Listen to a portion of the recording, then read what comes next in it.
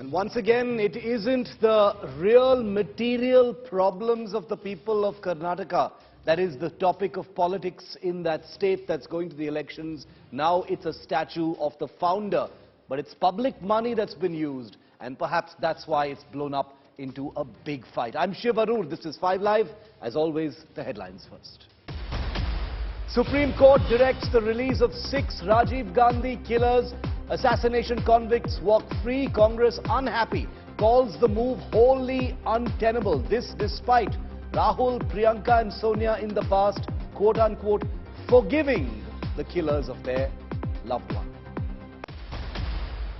Politics escalates over Kempegowda statue launch after Prime Minister hails contribution of Bengaluru's founder. Siddaramaiah attacks the Prime Minister, asks, does the BJP follow the values of Kempegowda? यहाँ के लोगों को केम्पेगौड़ा जी की महान then है। इस बसावट में उन्होंने जिन बारीकियों का ख्याल रखा है वो अद्भुत, अद्वितीय है।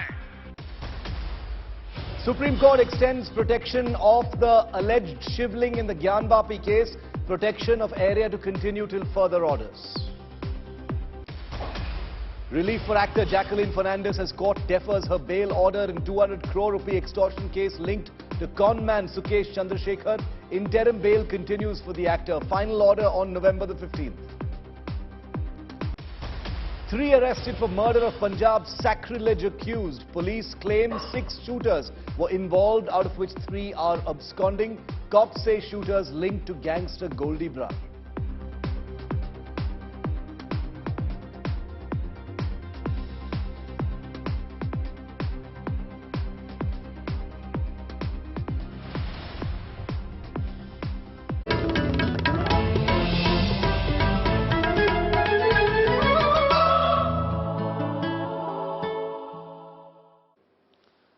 If the old and the new can clash in one place today, it most probably will be the beautiful city of Bengaluru. This is a state that's headed into elections in just a few short months from now, but the ugly collision of ancient politics over Tipu Sultan and a spanking new airport on the outskirts of the city couldn't be a more jarring contrast. Politics has been played over Tipu Jayanti being celebrated by the AIMIM in the Idgah Maidan in Hubli. An old king who many in the current generation don't even recognize, the name doesn't seem familiar. A figure from India's past many centuries ago being invoked by vested interests to create politics and polarize the atmosphere in one of India's most progressive states. Because how else would a state have one of India's biggest and best airports coming up in that same place where Tipu Jayanti celebration politics is erupting in such a shameful way?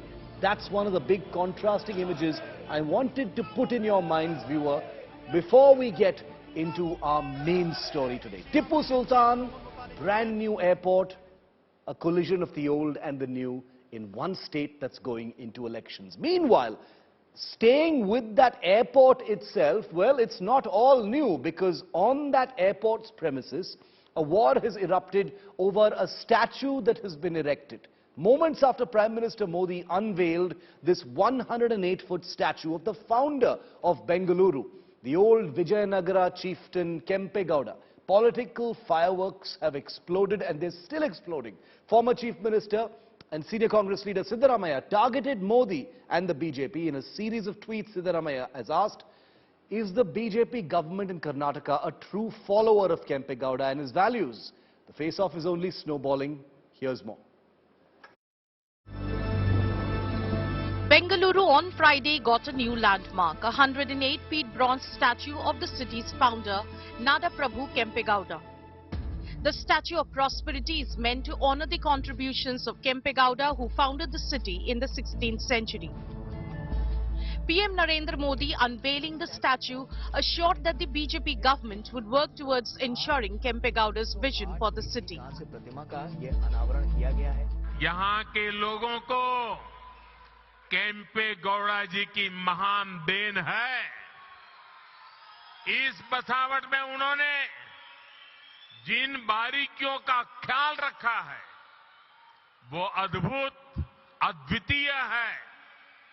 सदियों पहले उन्होंने बेंगलुरु के लोगों के लिए commerce, culture और convenience की योजना तैयार कर दी थी।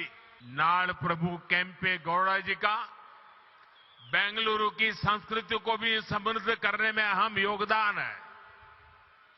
यहां का मशहूर गवि गंगाधरेश्वर मंदिर हो या बसवनगुड़ी इलाके के मंदिर, इनके जरिए केम्पेगौड़ा जी ने बेंगलुरु की सांस्कृतिक चेतना को हमेशा के लिए जीवंत बना दिया। बेंगलुरु शहर के लोग इस शहर की ऐसी बेमिसाल बसावट के लिए केम्पेगौड़ा जी के हमेशा आभारी रहेंगे।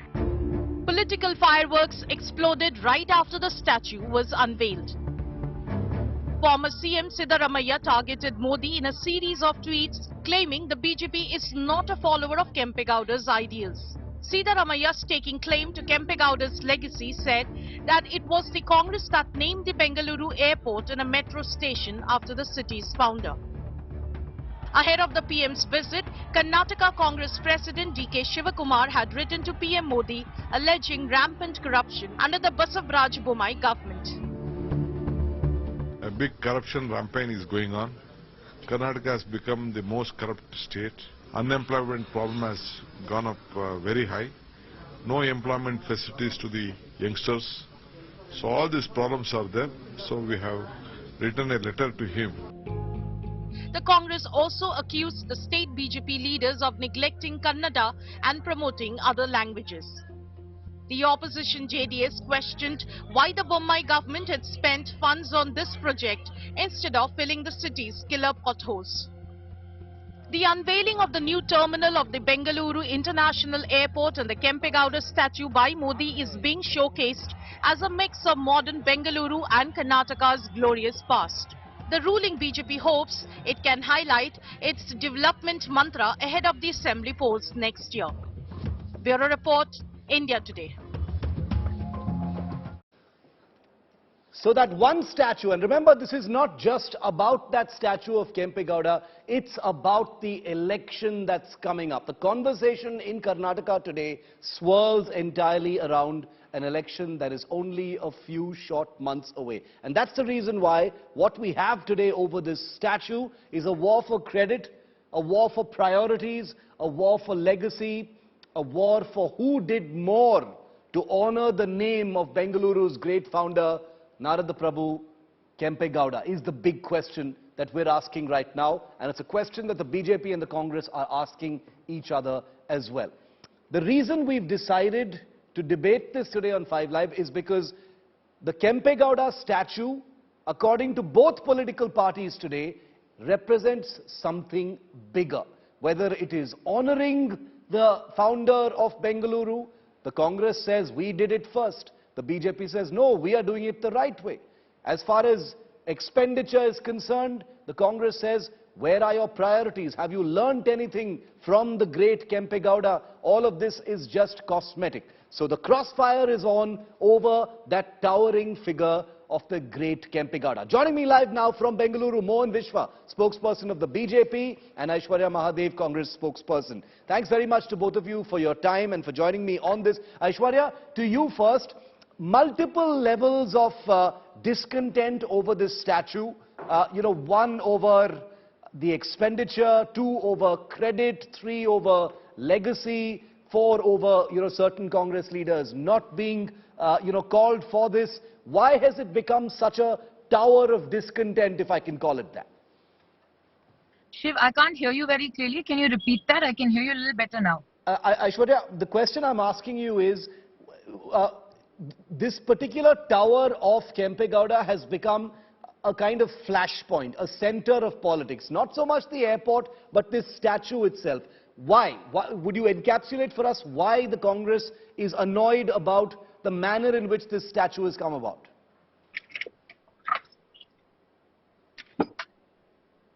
Shiv, I can't hear you. Okay, we'll just try and fix that, Aishwarya, and come back to you in just a moment. Mohan Vishwa, the BJP, meanwhile, let me just go across to him while we fix Aishwarya's audio.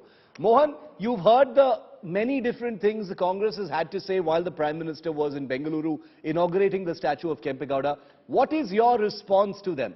They've attacked you on the issue of legacy, on the issue of propriety, on the issue of spending this much money on a statue, on the issue of who really has honored the legacy of Kempegowda. How do you respond to that? Because this is a very emotive issue in Karnataka. Hey Shiv, this is nothing but as usual continued version of the filthy politics of Mr. Siddaramaiah and DK Shivkumar. Whenever DK Shivkumar speaks about corruption, I will laughing around the floor because he's the guy who went to Tihar jail by looting, the crores of money, and ED has been investigated and he's under CPI, he's under IT. So he don't have any moral rights to speak against our corruption. And one more thing, I would like to mention over here, Shiv, is Bangalore, which is known as IT capital of the, one of the IT capital of the world, rather, I can say, rather than India, okay, which pays highest tax, highest income tax, or rather highest GST, in addition to other cities like Mumbai, Delhi, or Chennai for that matter. That Bengaluru's founder is Mr. Kempegowda, who founded the city 500 years back. Because of his roots only today, Bangalore was able to grow to this extent and make a remarkable approach across the globe in the maps. If that is the case, can't we, being a government, should appreciate his fact and, make people who are entering Bangalore to feel the fact that he was the founder of such a beautiful city and he is the man behind such a flourishing city in the world. Yes, it's our duty. We have done it. And also, I would like to recall one more thing. Mr. Anand Kumar, who is no more today, who was Central Civil Aviation Minister then in Atalji's government, he was instrumental in bringing Kempegowda Airport to Bangalore. So he was the main person behind it. And he was the one who wanted to name airport as Kempegowda International Airport. Come on, what legacy Congress speaks today? For them, legacy means it's only Nehru legacy. They will feel very happy if they build, either Nehru statue or Sonia Gandhi statue or Indira Gandhi statue or Rajiv Gandhi statue. You take any scheme for that matter. Let's get Aishwarya to respond to that. India or in the state government also, when they started a canteen, they would have named the canteen in the name of, Mr. Siddhaganga Shri, who was instrumental in spending lakhs of money and every day to the lakhs of students. Instead of that, what did they do? They named it as Indira Canteen. So this is the kind of appeasement politics and legacy they have. If they feel that for them, the legacy means only Nehru family means, it's very unfortunate. They should understand the contribution of various leaders across the cities in India, and that's the kind of respect we are given to Mr. Kempegowda here. They don't have any moral right to speak on whatever we have done today to Mr. Kempegowda in the city. Okay, I'm going to try and fix that audio. Unfortunately, Aishwarya Mahadev's audio has sort of broken down, and our technicians are trying to fix that. So we'll keep our viewers posted, just a couple of minutes. But in the meanwhile, while we wait for Aishwarya to come, let me take you through the airport, the second terminal of the Kempegowda International Airport that the Prime Minister inaugurated today. Because today was not really about the statue. It was about something that is going to be of enormous benefit to the people of Bengaluru and people who are visiting Karnataka. The Prime Minister inaugurated this brand new, spanking new terminal of Bengaluru's International Airport. It's called T2. Of the International Airport, and has incorporated the concept of a terminal in a garden, a first of its kind. Built at a cost of 5,000 crore rupees, the terminal is considered to be an architectural wonder. Here's why.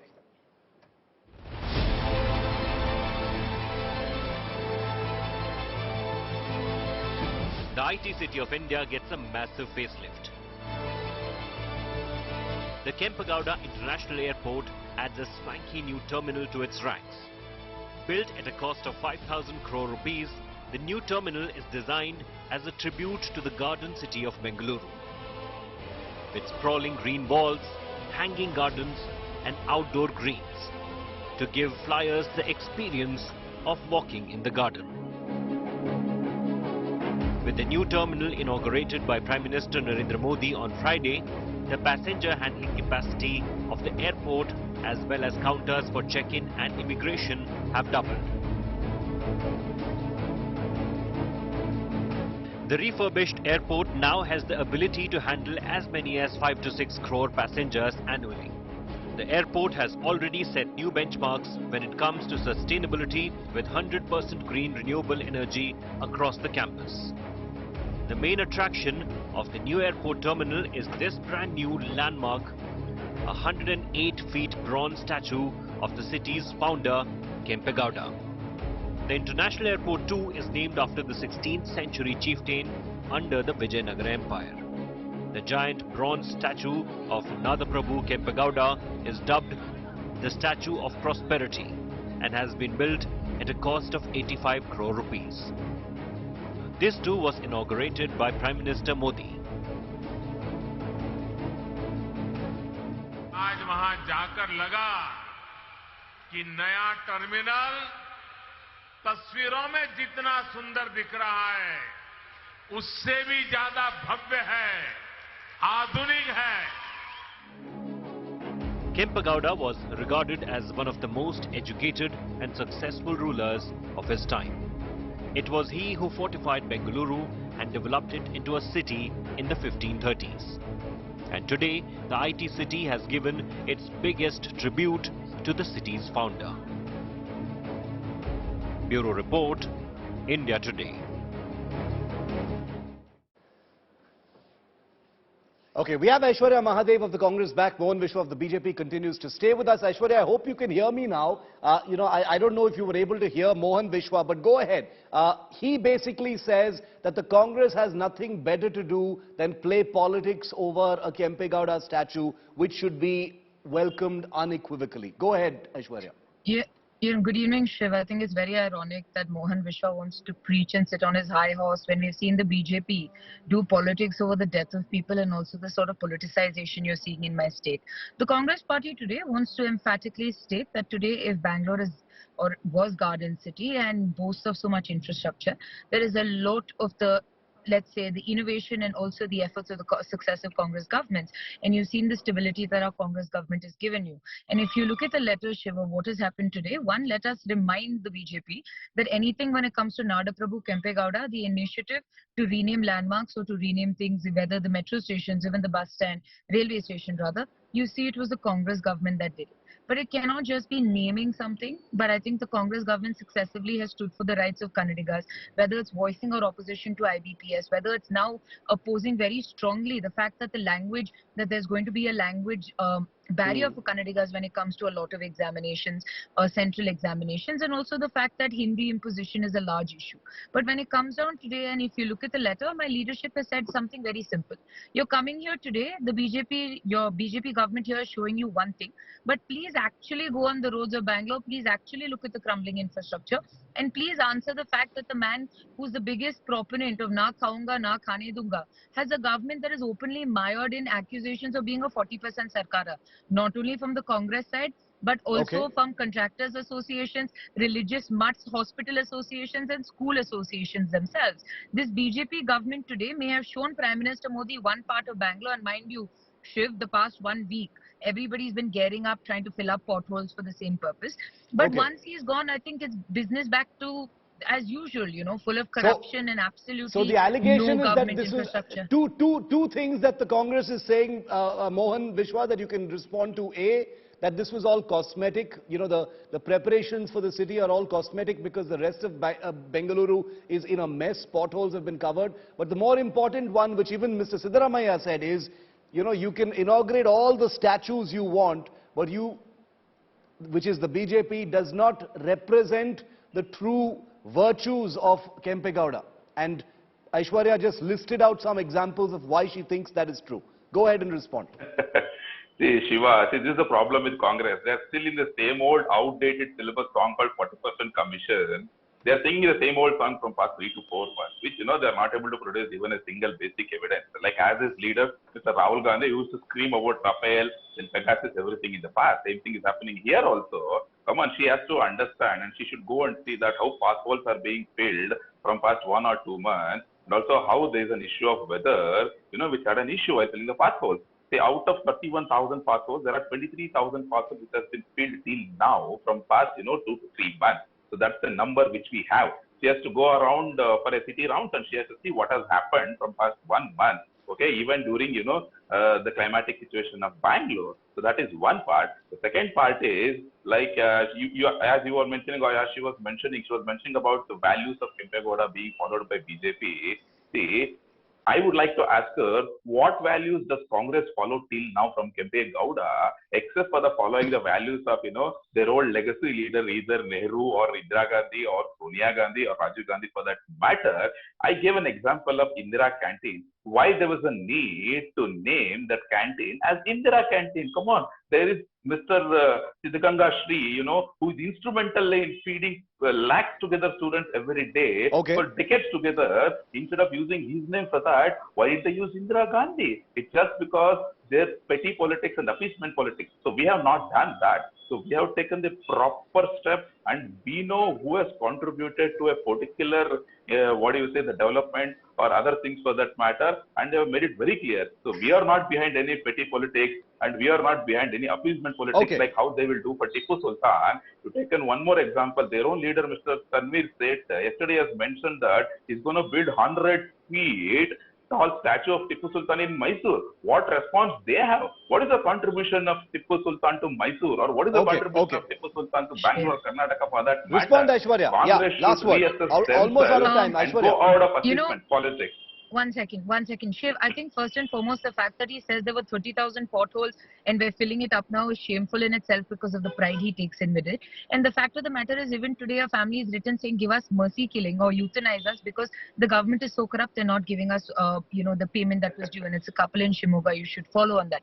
But when he talks about Tipu Sultan, it is shameful now that he comes out and talks this, because Jagdish Shettar back then when he was Chief Minister wrote a glorifying letter about who Tipu Sultan was.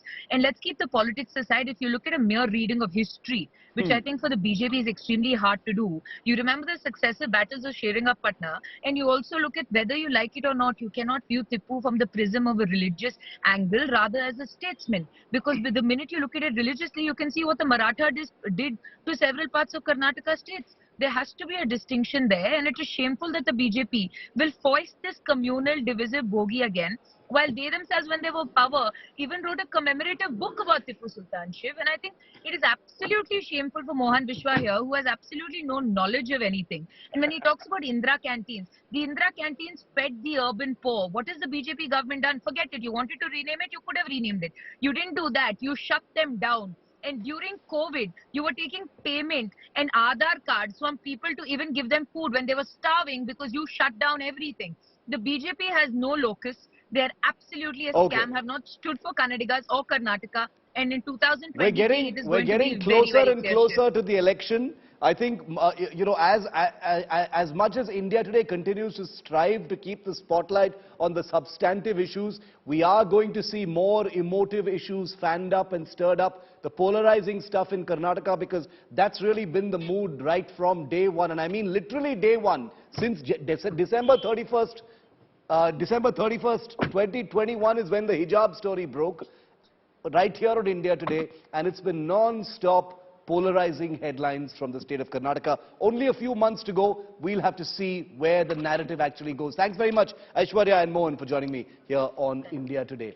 Both our guests talked about the Tipu Sultan controversy, and they're not wrong. This big controversy that has brewed at Karnataka's Hubli, the Idgah Maidan, turned into a political battlefield in Karnataka once again. A day after Asaduddin Owaisi's party celebrated Tipu Jayanti at that Maidan, the Sri Ram Sene celebrated Kanakadasa Jayanti at the Idgah Maidan. Before performing the puja, the leader of the Sri Ram Sene sprinkled Gaumutra at several spots in order to cleanse the ground after the Tipu Jayanti celebrations. That's how polarized, that's how vituperative things have become in Karnataka. Take a look.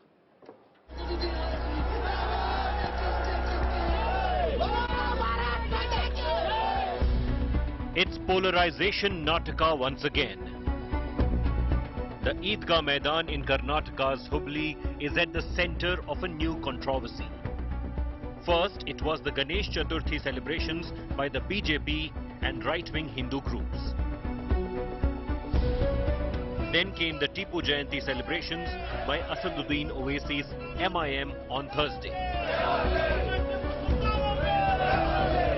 And on Friday, Sri Ramasene chief Pramod Mutalik sprinkled Gaumutra to clean the Eidgah Maidan as the MIM has celebrated Tipu Jayanti there. Slamming Owaisi's party, Mutalik said that Tipu Sultan was an anti-Hindu ruler and celebrating his Jayanti is wrong in all aspects.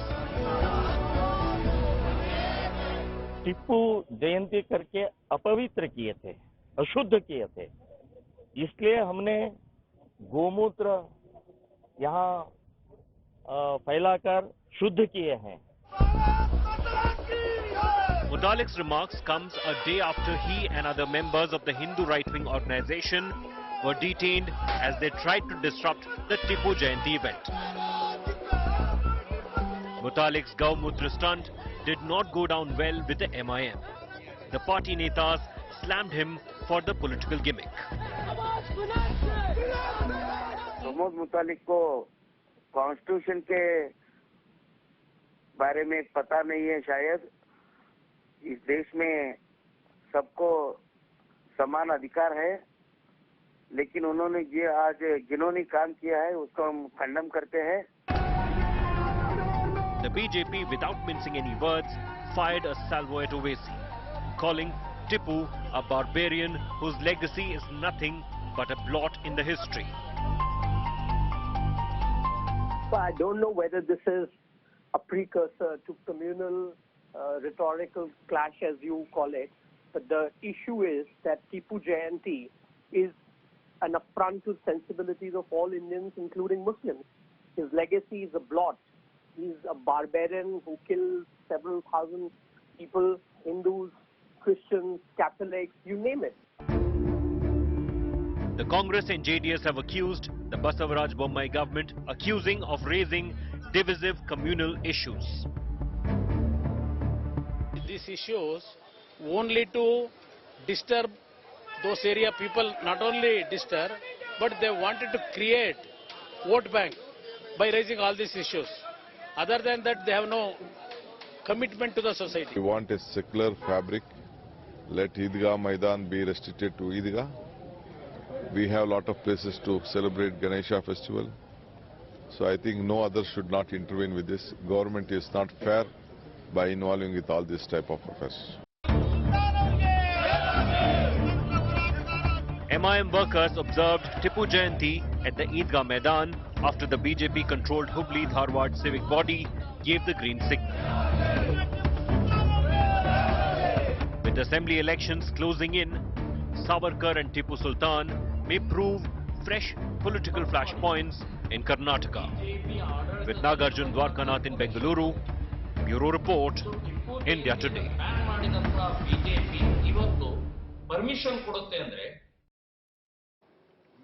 And it actually began way back in 2015. Of course, the Tipu Sultan, the king, is nearly 300 years in Karnataka's past. But take a look at where things have escalated since November 2015, when Siddaramaiah criticized the BJP for declining an invitation to the Tipu Jayanti celebrations. March 2018, there was a big fight over Rahul Gandhi calling Tipu a symbol of communal harmony.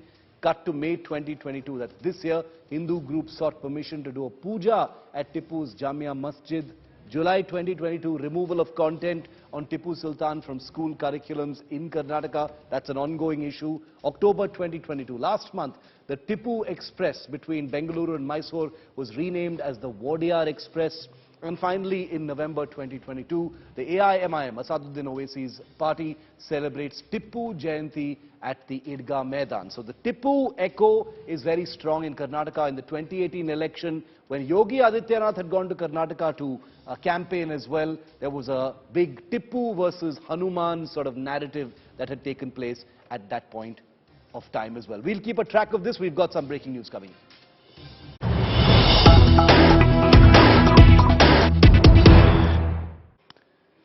And news just coming in from Tamil Nadu. Very interesting images coming in of Chief Minister M.K. Stalin receiving Prime Minister Modi, and very symbolically gifting him a set of novels, the Ponniyin Selvan novels. Remember, Ponniyin Selvan is, has just been made into a movie by Mani Ratnam. It's become a blockbuster. There was a lot of talk over how this movie for the first time did justice to the Chola Empire. And now very symbolically, M.K. Stalin gifting a set of the novels on which the film is actually based, giving a set of those novels, Ponniyin Selvan, to the Prime Minister. There's been a lot of talk over legacy, over Mughals versus the Cholas, etc. And in that light, these images are very, very likely to go viral all by themselves.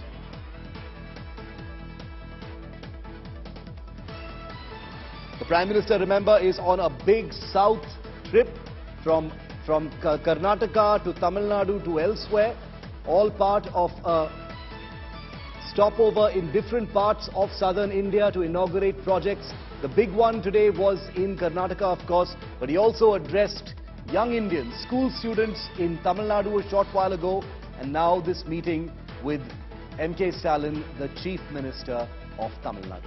Ponniyin Selvan, the new novels presented to the Prime Minister.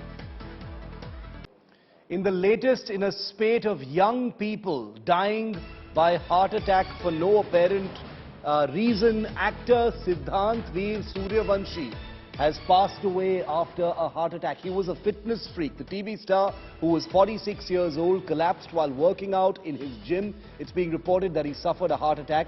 The moment his fans heard the shocking news, they went to his social media handle and have been pouring out their condolence messages. Vidhan Soudha was a popular face in the world of television, working on many hit television shows across the board. He was 46 years old. He died while working out in the gym. He was a fitness freak and was apparently healthy in all respects. Quick word in from India Today's health editor, Sneha Mordani, who's with me from the newsroom. Sneha, this has become a very disturbingly familiar situation. Young people with no apparent health afflictions, dying of heart attack, people with an affinity for fitness. We don't know whether this young man had COVID, but what are you hearing and what can you tell us? You've just done a show about this. Yes, absolutely. Shiv, you're right. He was young and this is a silent killer. What we know is that COVID affects all cells of your body, and the heart is also untouched in that sense, and that's the reason why, Shiv, doctors have been saying that if you're young and if you've had an infection, then you certainly must go for all tests, including a treadmill test and a thorough body checkup before you go in for a strenuous exercise regime. Now, it can't be the same size fits all. You have to know what your capacity is, and you have to consult a doctor before crossing the limits, because intense workouts really is not for everyone. The second thing, and I know I'm going to get a lot of brickbats for that, whether this is vaccine-induced heart ailment or not, this is a grey area and we don't know and we can't comment on it unless there is anything conclusive to establish that indeed approved vaccines, which were of course emergency approved vaccines, have got anything to do with the rising heart ailments. But also there are other factors as well. So preventive health checkups is important. Your lifestyle, if you're diabetic or if you have a history of heart ailments or if you have hypertension, certainly after the age of 40 you must go in for preventive heart checkups. And Health 360 is a show that Sneha does on the weekends. You can catch all of those details in much greater layers and information on that show. That's Health 360 on the weekend. Our deepest condolences to the family and friends of Siddhant.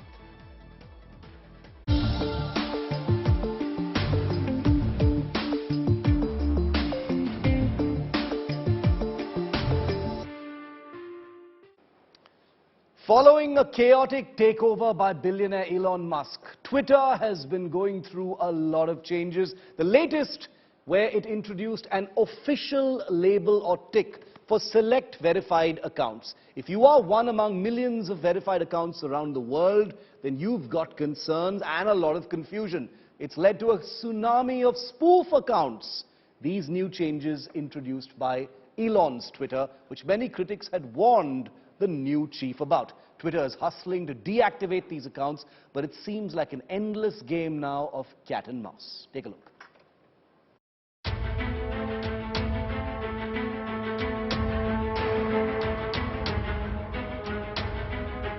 Elon Musk's Twitter journey so far has been marked by one change after another that's only triggered endless confusion. And at the heart of this chaos is Twitter Blue. You'll have to shell out money now for Twitter Blue, and in India, Twitter Blue with a free verified badge is likely to cost 719 rupees per month. But while Musk outlined that Twitter Blue will kill bots and spam accounts, it's actually led to a surge in fake verified handles in the United States. India today has found numerous instances where fake and impersonating accounts are being verified for a fee, and now Twitter is working overtime in tackling this. Let us look at a few examples as to how these fake accounts get verified and the confusion that it has led to. Eli Lilly and Company is a pharmaceutical firm that manufactures insulin. In one of the notorious incidents that transpired after Twitter Blue went live, another verified handle impersonated the official account to announce that insulin was now free. The original account had to come out with a statement to deny and apologize for the confusion and let users know about its official handle name. In another incident, an account impersonated the official Tesla account and offered free cash to buy cryptocurrency from Elon Musk. The users had to click on a link to participate. There were also several accounts impersonating Elon Musk himself. One of the funniest incidents was this discussion between two accounts impersonating George W. Bush and Tony Blair.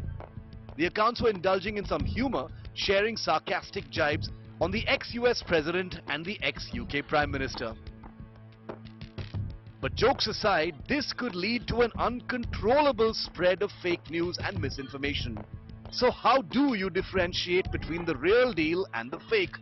Well, India Today tries to break it down for you.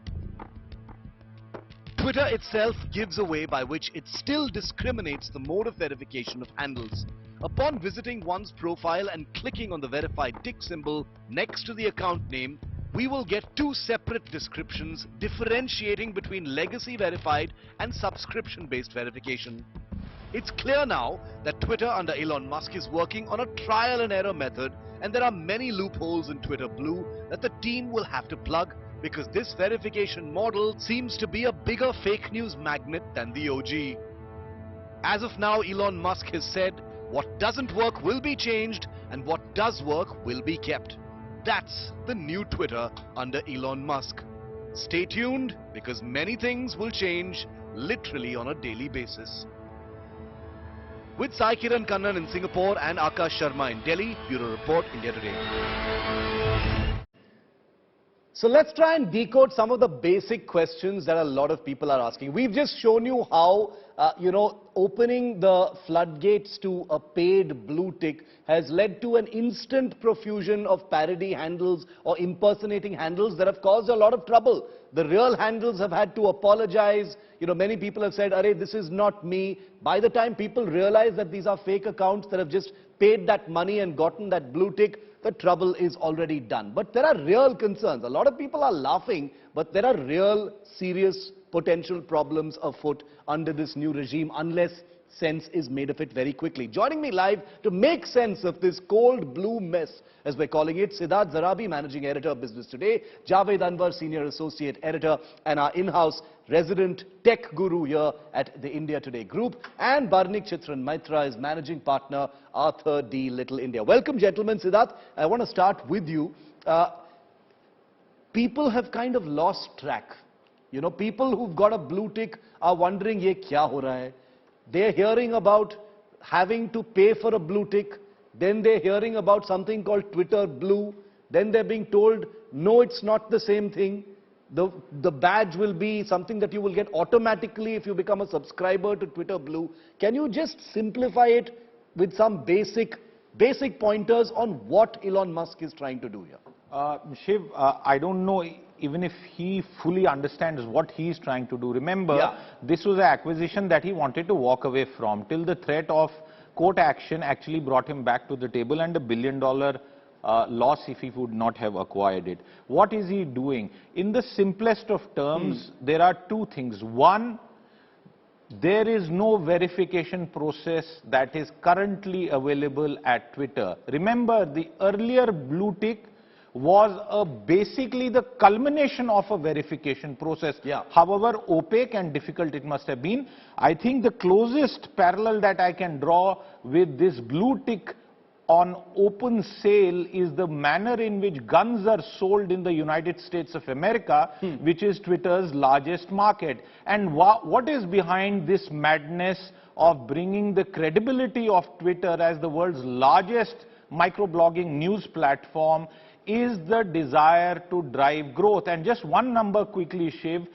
In all of this madness, what seems to be happening is that Twitter is reporting the highest daily average users in monetizable basis, and that perhaps may make sense financially, because remember, otherwise Elon is in a $44 billion hole that he has dug for himself.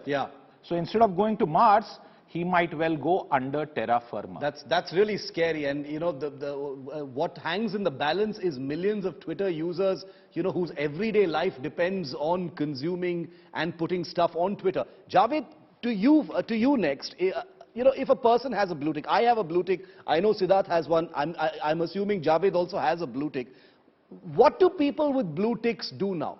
What is the to-do list? What do we need to look out for? You know, apart from having to pay for that blue tick, what else do we need to do? Give me like a breakdown.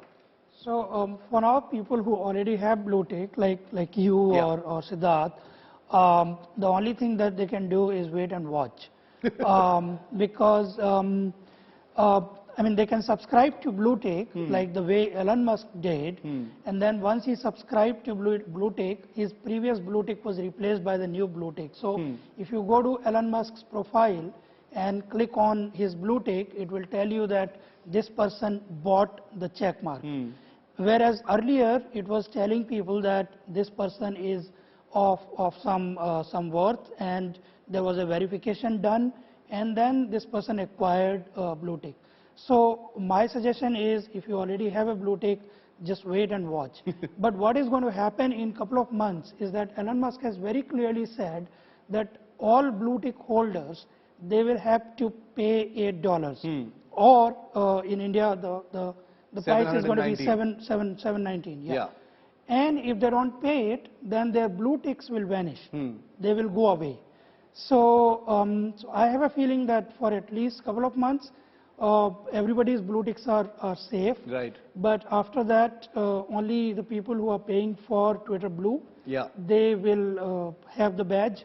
Nobody else will have it. Very, very interesting. So, you know, when our resident tech wizard says wait and watch, that's, you know, that's a little scary for most of us who don't understand how things are actually going.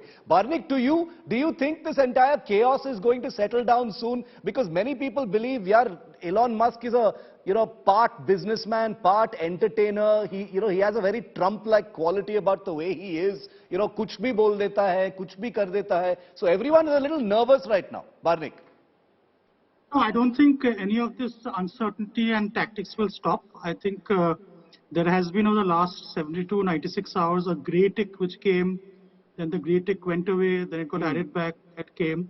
So I think this drama is going to continue. I think wait and watch is the approach. I think everything will change. Terms of condition will change. Pricing will change.